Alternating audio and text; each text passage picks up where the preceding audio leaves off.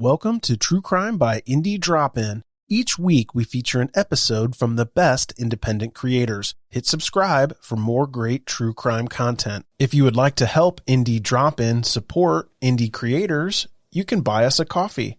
Just go to buymeacoffee.com/indie drop-in or click the link in the show notes below. Today's episode is from Weird Distractions Podcast. Don't forget to check out the show notes for links to subscribe and follow on social media. Enjoy the show. Begin.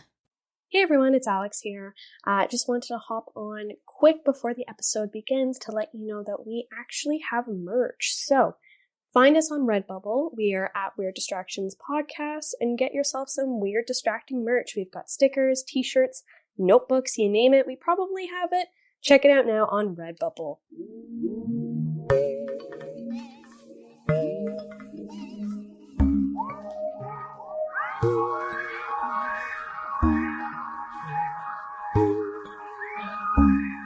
Welcome back to the Weird Distractions Podcast, a podcast where we dive into the likes of true crime, paranormal, and conspiracy theories.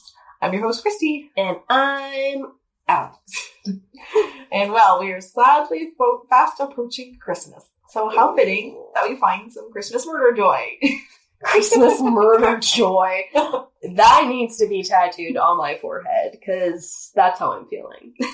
We just love murder relative to Christmas time. We just need to talk about murder near Christmas time. Not to, disrespect anyone that dies of murder or anything like that, but just, pent up rage. Tone it down, because, as we say, we like Christmas. I don't love Christmas.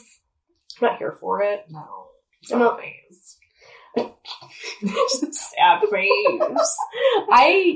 It's just so stressful, and there's so much, much prep. And there's, anticipation people like, and, things that you get, fit and stuff. Yeah, and, to be honest, my thing is, growing up, I always hated, because, my parents were separated when I was a kid. Mm-hmm. Now they're together, which is great. But there's always this competition between them for, who can get Alex the best gift. And now I feel like that's ingrained with me I have to get this person the best gift so that they'll like me more. And, will love me and, never leave. And it's a really fucked up, complex circle of awfulness. Yeah, I think if person, even if you just get them a gift, they should like you, no matter, just be the best gift. I know, but it has to be best. You can't please nobody. I know. You're not a donut, you cannot please everybody, even if you try. Anyways. Yes. So, Alex, tell me what your distraction is this week. Oh, God. I just work.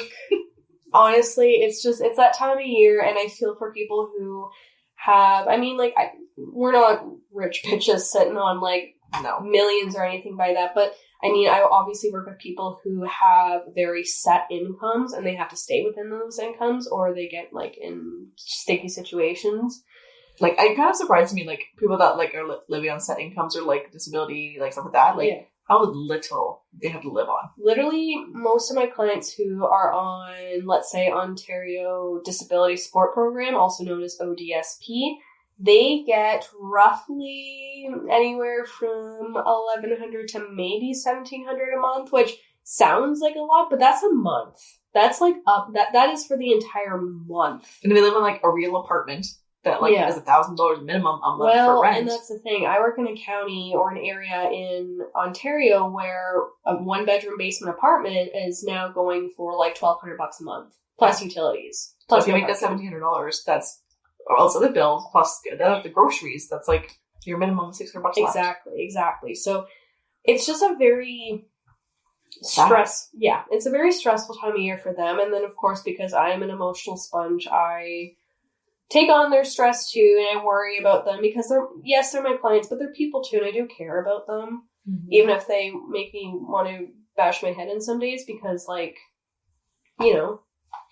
they're people and people do things, and you're like, why did you do that for the 15th time, Richard? What the fuck, man? I told you, don't do that, and you did it.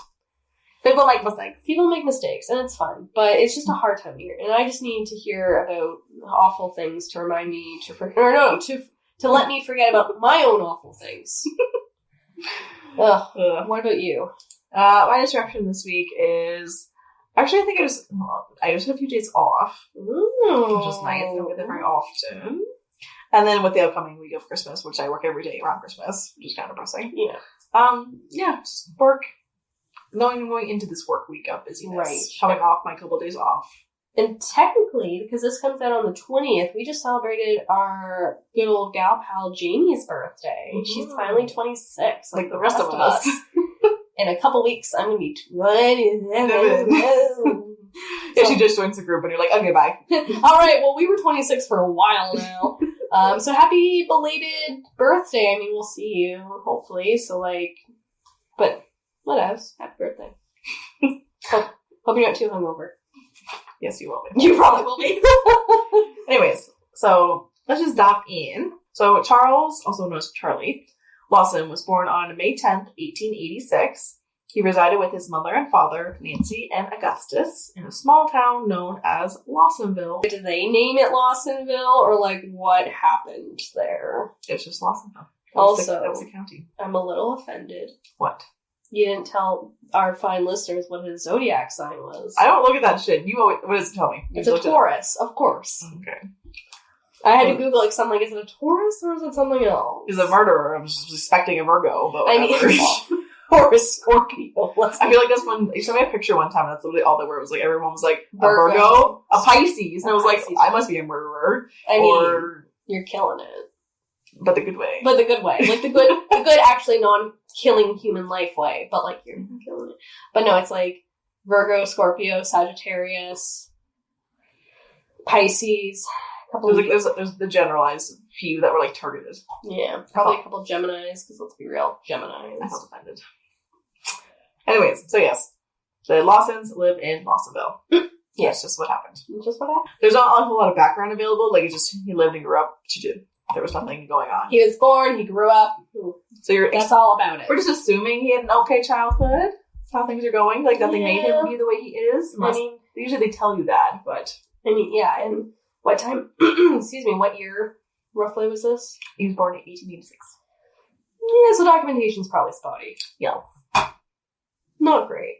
Ghosts. Yeah, something just clicked on my little caddy in my office, so. Must be ghosts. So, he would live there most of his life with his parents, and then in 1911, at the age of 25, he would marry his wife, Fanny Minring. I'm not going to make a joke about her name. I am. You go down that road, man. No jokes. So they began to have a busy life as they conceived 8 children over the years. Oh. I wouldn't go into detail, but no. Poor her. Yeah. So, unfortunately though, their third child, William, who was born in 1914, would pass away in 1920 due to illness. Aww. So only surviving 7 children. Rest in peace, William. Yes. So the Lawsons' other children at the time of the tragedy would be Mary, who's 17. Arthur is 16. Okay. Carrie, who's 12. Okay. Mabel, who is 7. Okay. James is 4. Oh, she's 7. Raymond is 2. And baby Mary Lou, who was 4 months at the time. Holy smokes. A lot of kids. That's almost 2 hands. Like, that's a lot. A lot of children. So, in 1918, Charlie's brothers, Marion and Elijah, had moved to, I'm going to say it's wrong, but Germantown area, North Carolina. Charles thought that the move would be good for their family, so they followed along with them. Gotta go with the fam. Gotta go with the fam. Yeah, fair enough. As anyone can expect, living in the times leading up to and during the Great Depression, so they would be tough, even with like 7 children. Like, that's a lot of mouths to feed. That's a lot of shit going on. That's a lot of things. That's a lot of pressing things that you need like a good income for. And in the Depression, that didn't really happen. No. Mm. So the Lawsons managed to get by and had become sharecroppers. Okay. Whether they were the landowners with his brothers renting the agricultural land, or they were the tenants of the land. That's how sharecropping works. Right. And they were making the money off. It wasn't really clear whether like their brothers owned it together or they were just like renting off someone else's land. Okay. But they were getting by. They're doing what they needed to do. And over the years, they had saved enough money that in 1927, they had purchased their own farm on Brook Grove Road. and became tobacco farmers. Nice. They're making it big close to the Depression, which is good. They're rolling in that tobacco money. Yes. So, now somewhere in this time leading up to the events in the previous months of what happened, it is stated that Charles had some kind of bad head injury, whether it was on the farm or whatnot, or what the extent of it is not really clearly unknown. I can only find like one source that stated one thing, so I don't even know it's true. Fair enough. But they had said that it occurred when they were renovating their house, and Charles had hit himself in the forehead with an axe. What? Yeah, I don't know how this happens. Holy shit! He just gets an axe to the noggin Apparently. and lives? Yep. Oh my god. Which I guess it can happen because, out of personal experience, Brandon, again, I don't know how this happens. He was chopping. They went camping. Yeah. It was like when he was younger. Yeah. So he has a small scar. Right. He was chopping like wet wood with a hatchet, Oh. and the hatchet like bounced back and then hit himself in the head. And for listeners, Brandon is Christie's little brother. Yes. So it happens, but I don't understand how it happens. But Okay, just because my brain is spiraling, like I'm spiraling. So like, is it just like fully in his skull? Like he's still like fine, Yeah. but like he has some kind of head injury, Okay. which kind of comes up to what's going on. Yes, And no one says like how it really happened officially, but something Right. happened. And as we know, or as some of our listeners may know, there have been some cases where, well known, but some serial killers or murderers or, what have you, have had head injuries. And obviously now with more research, we're noticing that, hey, if you have a head injury, you need as much care as you can get, because, like, that's, like, the most crucial part of your fucking body. Mm-hmm. But it was a disease for the footballers, where people get smashed in the head. Like concussions or acquired brain injuries? It was like a certain, like, acronym. Like, ABI, TBI? maybe, yeah. Something like Yeah, that. so ABI is acquired brain injury, and then TBI is traumatic brain injury. The thing they have to, like, look for when you're dead, and they can only look at it, like, do an autopsy on your brain after the fact. Oh, I don't know. I forget what it's called. If you know, hit us up. We'll probably Google it after, but, like, you'd still hit us up. But yeah, shit happens when you hurt your head, apparently. Yeah, not good shit. Not always right. No. So, nevertheless, whatever happened to him, some have said that his behavior was erratic at times, and that the injury has now impeded his mental state from then on, and he became a bit of a different person. Different outlook. And It's kind of like a button was hit in his head, and so, like... Woody was bad. Yeah, you now no longer like cigarettes, you now like cigars, and you're kind of an asshole. Choices. Well, I mean, he didn't choose to have that fucking axe in his head, let's be clear, but choices. Bad choices, not good choices he gets. Yes. So, shortly before Christmas in 1929, Charles took the family out shopping to buy some expensive attire. Okay. He wanted to surprise the family with a portrait to be done. Okay. Which seemed kind of weird at the time. Uh-huh. Some have said this to be kind of out of character for a working class rural family of that era, because they're kind of just getting by. Yeah. And that's like, you want to do something nice, but that's weird to go out buy like such elegant clothing for all like 14 of them. Photo. Like just for one Photo. I mean, now in like 2020, Christmas photos is a thing. Yeah, and you go out and you try to get like matching buffalo plaid fucking pajamas and make it a thing, but whatever. It's just Wasn't a thing in the wasn't the thing back then. So it could be nice, it seemed weird. Suspicious. Suspicious. So, if you want to get really technical, some have said that this was proof of premeditation of what was to come, as the garments would then become their burial outfits. But whatever floats your boat. Yeah, I don't like that. I know. That's really sad. Like, could you imagine? I mean, I hope you don't. I hope you don't sit there and think about this. But, like, could you imagine taking your significant other, taking your family, whomever, and be like, hey, I'm going to buy you a new outfit. And then as we're picking it up, be like, oh, no, pick this dress because I want you to be buried. I mean, I want you photographed in this dress for years to come. Like, what? Yeah. Let's not think about that. Let's not think about that. I'm starting to get nauseous about it. And because I ate Mr. Noodles. And it's not sitting well. So Christmas Day, 1929, rolls around. Right. The family's all dressed up with their best. They took their one last portrait of the family. And when you go look at this image, which is, I'm sure we'll post up as the photo when we do this, but when you look at this image, you'll also see that not everyone looks so pleased in the photo. Okay. Especially, like, I don't know, some people pointed out that just Fanny looks like she's got bitch face going on. But they could all have resting bitch faces. Well, I think back then, too, I don't know if many people were smiling. Because smiling wasn't a big thing in in photos when photography first started. Like, no one fucking smiled, it seemed. No. And I remember hearing, we should have asked Emily when we had her on the show, if she knew as to why. Like, maybe she knew the history or whatever, but there was, like, something correlated to it that was kind of spooky. Could make sense. Could be why. Could be spooky. Spooky. So, nonetheless, apparently on Christmas Day, it was a tradition for Charles and Arthur to go out and do rabbit hunting. Okay. This is also a well-known habit of the family and many people of the community. Right. So, any shots that would have been heard off the property or nearby would have not seemed out of the ordinary by any means. However, Arthur asked Charles if he could go into town with a friend and buy more shotgun shells to prepare for their annual hunt. Right. So, off he went. But little did Arthur know that this trip would then spare him from his father's own hunt. Oh, no. And possibly because the father did not want him to kind of intervene because he was, and using the photo, his son was almost bigger than him at the time. Right. He had to stop him. Okay. But he let him go, and then shit went down. Interesting. Not interesting, but interesting. Interesting fact. Interesting fact. As to why. So while Arthur was gone, Charles laid in wait and began his slaughter. Oh no, I don't like it already. No? You don't like it already? His middle daughters, Carrie and Maybelle, were setting up to go to their aunt and uncle's house. So Charles set up by the tobacco barn, which is a little bit off the property, Right. and waited for them to get close enough. He then proceeded to shoot them when they were in range. Oh my god. Okay. If that wasn't enough to kill them, he then finished them off by bludgeoning them to death. Oh my god, Charlie, no! What the fuck, dude? Like he just I don't know if he just snapped or what. He going on a spree. Oh my gosh, Charlie. No. He then hid the girls' bodies in the tobacco barn where he was and staged them lying down with their arms crossed in a funeral pose, No. their chest, and then put rocks under their head as pillows. What the fuck? Yeah. That's weird. Why would He's a stager, one of those. Okay. I wonder, why though?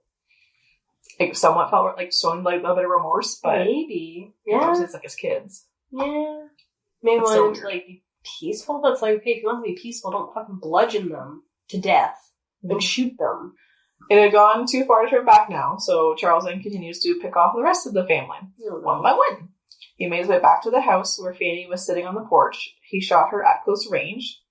These shots now seemed more urgent to the family's ears inside the house, obviously. Right. So Mary was in the kitchen. She had just finished baking Christmas cake, and she screamed when she heard her mother get shot. And then Charles went to her next. The two boys, James and Raymond, had tried to hide when they heard Mary's screams in the kitchen, so they went off and tried to hide away from him.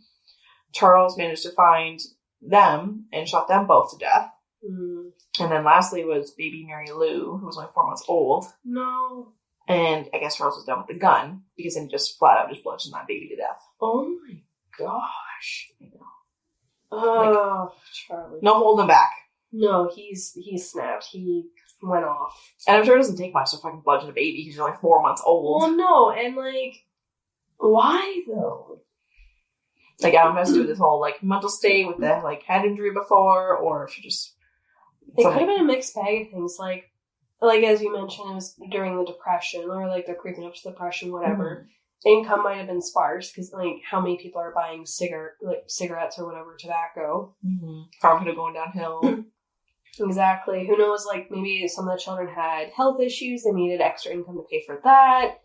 Maybe things with him and the missus wasn't going well.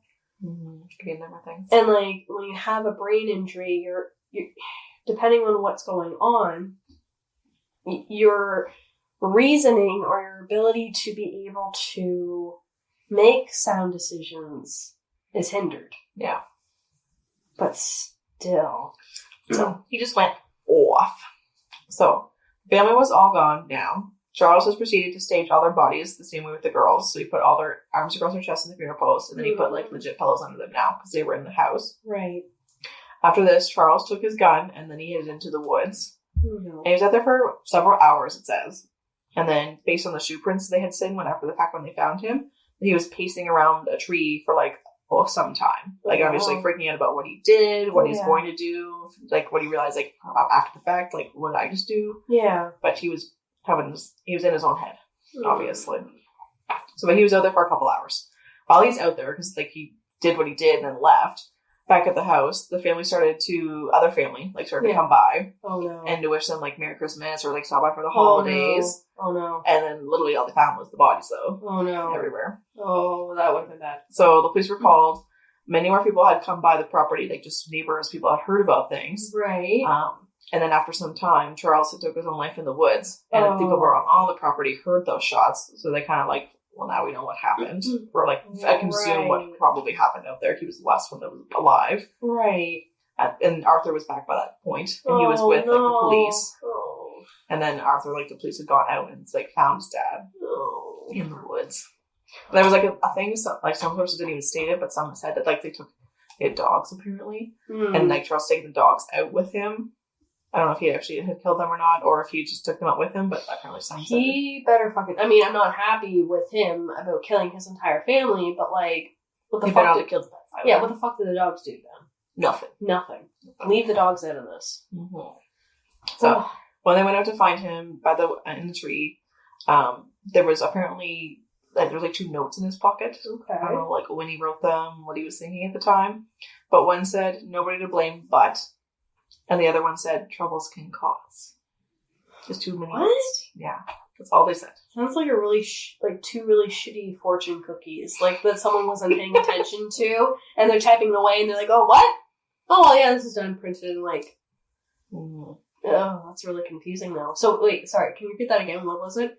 One was nobody to blame but. Okay. And the other one was troubles can cause. There's 2 separate notes in his pockets. I was like him trying to think out like an ending thing to say, and then just trailed off and didn't care anymore. Just was like, I'm just gonna do what I'm gonna do. Right. What? But nothing left there. Not good. So as I said, after everything, people flocked to the site and to the town out of piqued interest. So they want to see the mass burial of the family, which resides under like one massive headstone. It looks really creepy. Yeah. It's like one big one and then 2 little side ones, and it has all the family on it with like a little writing. I didn't like put in what the writing says, but just one massive headstone. Mm. So people come, they want to see that. They want to watch like each of the caskets get lowered. There was a casket for each family member except Mary Lou, the baby. She got buried with the mom in her arms, which was nice. Yeah. But there's just so much interest in all the family and everything that happened, which because again, it's a massacre. It's interesting but sad, but very publicized and Christmas. But there's just so much interest, it was distasteful. Yeah. So people wanted to see the bodies moved. People wanted to see the burial site, just everything going on. Yeah. People had so much interest that there's even a small museum now that resides above what it was, Madison Dry Goods Country Store. So it was the old historic building that where the funeral home was, where the bodies were embalmed. Okay. So it's a dry goods store now, but upstairs, like where the bodies were embalmed in the funeral home part of what used to be, there's like a little museum up there, like clippings and stuff. So people come by and like want to read the newspaper articles and stuff. It's all up on the walls. Which seems really distasteful. Yeah, and like... But he said, like the guy said that people still come by and can go up there and want to see it all. See the history. And I mean, that kind of reminds me of when we went to the Museum of Death in New Orleans. Mm-hmm. Like it was fascinating, and I think our fascination with death is we don't know what happens after the fact, right? It's kind of similar to our fascination with true crime is, well, not fascination, but like interest in knowing more and talking about cases is we want to know what to avoid, what to keep an eye out for, what have you. And to try and understand people better, because at the end of the day, our brains are just trying to come up with some reason as to like why someone did this, right? Mm-hmm. Like why could they be so do something so horrific? Exactly. Or what made them come about it? Like, so I get some people have bad history, some people don't. But there is that fine line of interest and obsession, and like as long as the museum is doing it in a way that's respectful to the family members that were brutally murdered by their father/husband. Whatever, or like if there is money that's being paid, like if you have to pay a fee, like is that going into something that's beneficial? That'd be interesting to know, like beneficial in memory of the family, or like something the family was like supportive of. Speaking of, you say that because we're going to jump into something just like that. Okay, cool. Anyways, I said there's this museum. People still go up there. Blah blah blah. Also because it was taking place like where the bombing was on the second floor of the store or like past funeral home. Yeah. There's like an old elevator from like the 1900s or whatever. Yeah. So it's apparently still in working order, and you can like go up and down the elevator, which is cool. Which like transported the bodies up to that floor. I will say that does sound kind of cool. Yeah. It'd be quick, but it'd be cool. It's morbid, but kind of cool. So on top of that, as you were just saying, something like is a little dark when you're like explaining like why would you do that, but so Charlie's brother Marion, one of the brothers that was moved to him, Germantown, opened up a tour of the house as an attraction like days after the murders. No, he didn't. And like didn't clean anything up, so like left the blood. What the fuck? Yeah, left the blood, let everything to make it more like in your face. That's fucked. Mm-hmm. And like people had criticized him for like forever about why you would do that. Like people, okay, everyone grieves different, and you have to respect that.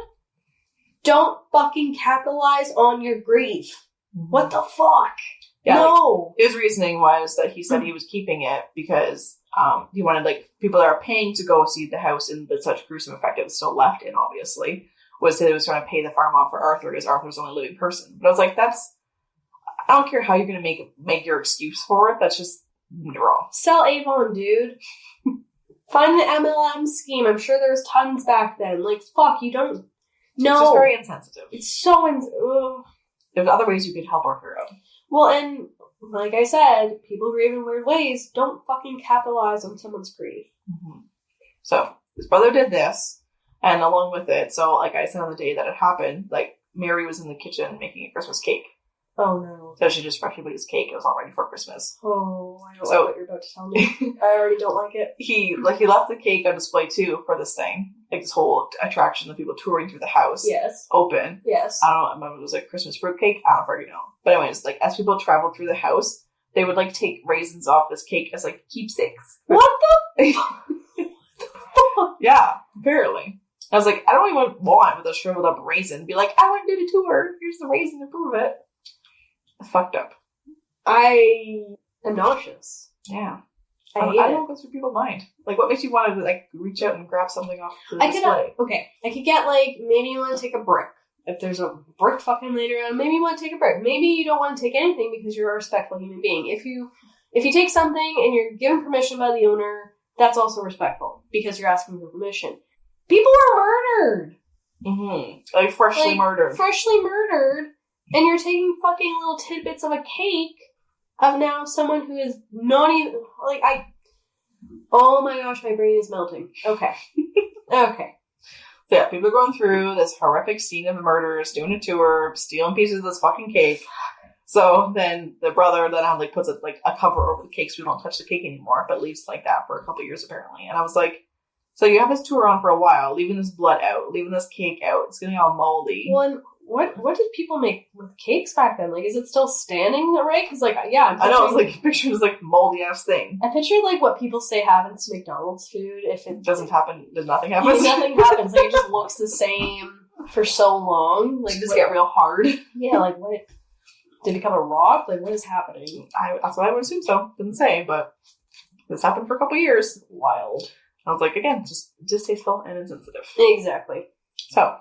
this wasn't the only amusement to come of the murders. There was a couple book deals that came out of the story. Right. And plausible reasonings as to why Charlie or Charles did what he did. So I don't know how the author came about, but made 2 books, and we'll get into that. Okay. There was even songs recorded. No. But the murders. No. I couldn't find the older versions of the murder ballad that someone wrote. But... like, the song was called The Murder of the Lawson Family, and it was by the Stanley Brothers in 1956. Apparently, can't find that, like, official recording or, like, to whoever made the song. Right. But I did do, like, a quick, like, search on Spotify recently. Right. People to this day are still making it. And of Stop. all people, Sharon Needles has a version of it. Sharon, no! No, Sharon! It's literally, like, her, like, just, like speaking, like, singing, like, just what happened, just, like, Charlie did this, da-da-da. I was like, I can't believe this. Sharon. I mean, I had a good little chuckle, but Sharon. I was like, of all people, Sharon Needles. I mean, but like of all people, it would be Sharon Needles. Yes. It would be. The darker of them all. Yeah.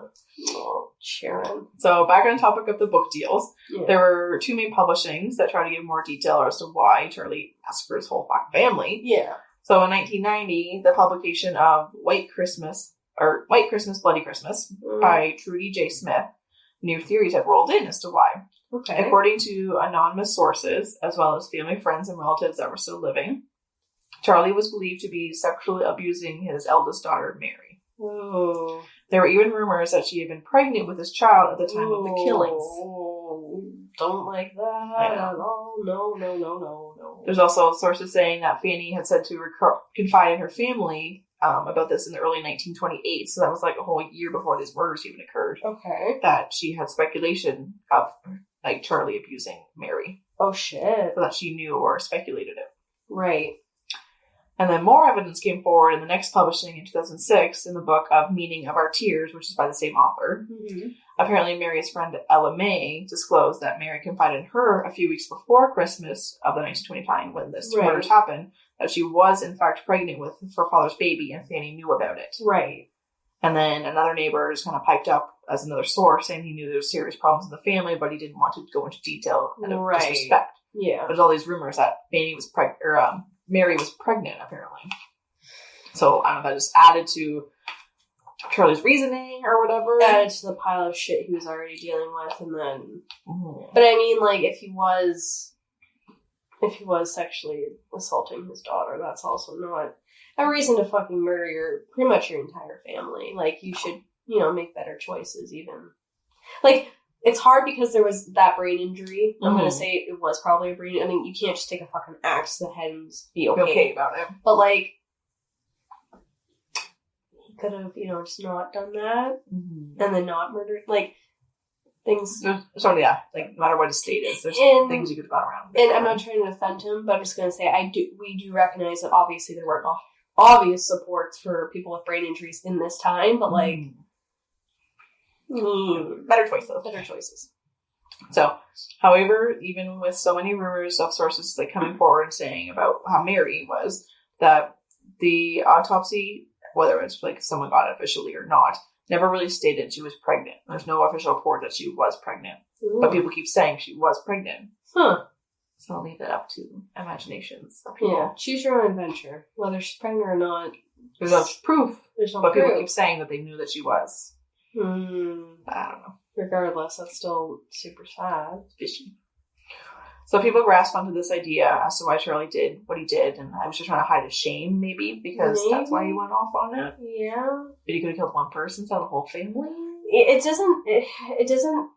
doesn't answer the question of like why the familicide and like why did he then like what the fuck happened? Like it doesn't answer any questions. It just leaves a lot of like unanswered and unknowns. And then upon further assessment, they then did Charlie's autopsy, and again, like it doesn't prove that there was any injury to the brain that they could obviously see. And I'm not a pathologist, No. so whatever you want to toot your horn, but Yeah.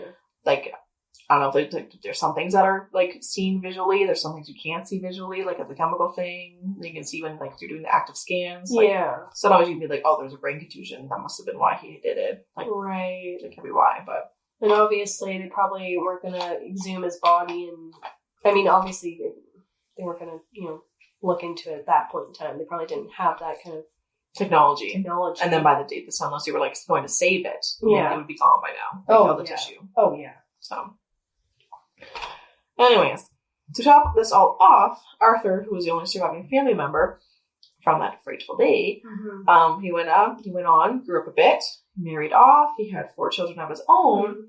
Unfortunately, he was in a serious car accident in 1945, so he died at the age of 32. So he had to live a little bit longer. I'm so sorry. So sorry. Not that he's listening now. I mean, who knows? Maybe we have a ghost listener. Mhm. But, like, so fucking sad. yeah. Holy shit. And a little tidbit. So the deceased, including Charlie, are then buried together at the Stokes County Cemetery. And as I said, on that massive gravestone. There are some who say that when the leaves fall off the trees, they fall on everyone's graves except Charlie's. Wow, that's spooky. Mm. Happy holidays from Weird. So yeah, that's the end of it. That's the end. Hope you liked that little murder, Joy. Oh my gosh! Wow, That's he went off. He went off, and like it's just so sad because once again, like there weren't resources for anyone who had like a brain injury or anything like that. If people like knew that he wasn't the same after the fact, like that's unfortunate. That just went on the way it was, and then just people accepted it. Well, the people accepted and didn't really want to poke and pry too much because you know another thing, men's mental health wasn't a focal point. Right? Well, such a big thing back then. Like, just like the man of the house. Like, you didn't want to do anything different about that. It was very much probably the men don't cry. They do what they have to do, and obviously, so you know, interesting. But like, you know, the whole backstory of okay, was he raping his daughter? Was she not? Yeah. Was she pregnant? Was she not pregnant? And like, what was the straw that broke the camel's back, so to speak? Right? Like, what was going on? And then, like, that they say, like, was the premeditation after, like, in effect when they like went out and bought the clothes and the portrait and they knowing that to be the last picture of the family. Like, it was weird. That's really like there was some kind of planning behind it. Yeah, no, that's a really good one. Good job. That's good. So my sources, obviously, Wikipedia, Murderpedia, an article of the Lawson family murders by N.C. Herring-Wagner, another article by the Lawson family murders. Look back after 90 years by Susie C. Spear, and then the TM podcast, The Murder of the Lawson Family. Nice. Now, do you want me to tell these fine people where they can find us? Go ahead. Take a break, since you've just been talking for how long? All right. So if you like what you're hearing, obviously we don't want to emphasize that you like hearing about people getting murdered, but just weird, you know, fascinating cases where it's like, what happened? You can find us on Anchor, Spotify, Apple Podcasts. Would love some 5 stars. Would love some reviews. Essentially, Apple Podcasts has this weird thing where the more reviews we get and the more, you know, stars we get, the more people can find us on their homepage and what have you, right? So that'd be cool because, you know, just get the word out. Why not help people get a little bit distracted, so to speak. And pretty much you can find us anywhere else you listen to podcasts. We're, you know, Good Pods, Overcast, what have you. If you want to email us any corrections, if we've made a boo-boo, you can hit us up at weirddistractionspodcast@outlook.com. Find us on Twitter at WeirdDistractI1. That is WeirdDistractI1. And I is in, you know, letter I. Not the I as in I-E-I. Oh my gosh. I-Y-E. E-Y-E. I can't read. I-E-I. The eyeball. The eyeball. You can hit us up on Instagram at Weird Distractions Pod. We're on Facebook at Weird Distractions Podcast. And, because we're so gosh darn hip, AKA Alex. We're on TikTok. So you can follow us at Weird Distractions Podcast there. That's, I think, it for social media. We're figuring out Patreon, so stay tuned for that. It'll probably be released in the new year. Maybe at this point we have merch. We're kind of recording, you know, a little bit here and there. So there's plans in the works. There's plans in the works for merch. And yeah, if, like I said before, if you want to email us a boo-boo that we've made, if you want to email us just to say hi, if you have a story recommendation, if you want to send us pictures of your Christmas tree or your holiday plans, I don't know.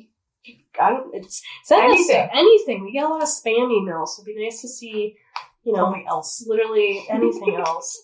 But no, good story, and whew.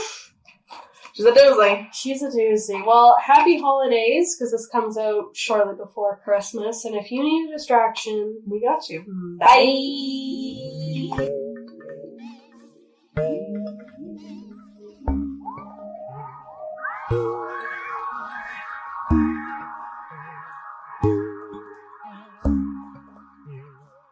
Thanks again for listening to True Crime by Indie Drop-In. If you would like your show featured, reach out to us at Indie Drop-In on all social media or go to indiedropin.com. See you next time.